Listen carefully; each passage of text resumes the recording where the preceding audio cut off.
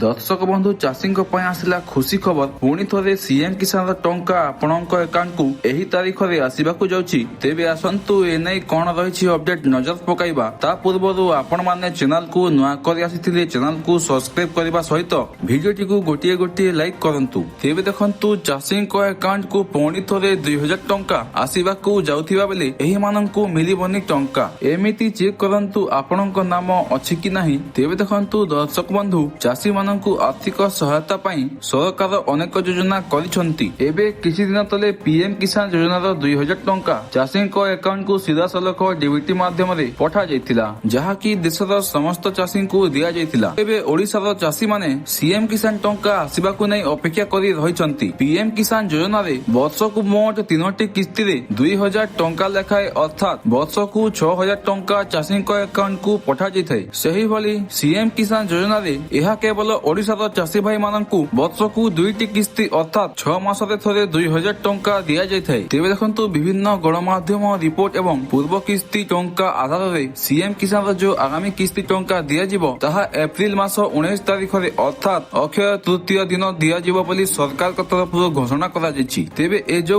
टंकाटा दिया जिवो ताहा के माननकु मिलिबो देखंतु प्रथमे टंकाटा सही माननकु मिलिबो जे माने कि सीएम किसान योजना रे केवाईसी अपडेट करिसंती। तापरे जे माने कृषक पोर्टाल रे रजिस्ट्रेशन करिनाहांती सेमानंकु मध्य एथर टंका मिलिबो नाही। तृतीय रे आपण माने एग्री स्टॉक पोर्टाल माध्यम रे रजिस्ट्रेशन करथिबा दरकार। चतुर्थ रे आपणक बैंक खाता रे आधार कार्ड लिंक थिबा सहित आपणक आधार कार्ड रे मोबाइल नंबर लिंक थिबा मध्य निहाती जरूरी।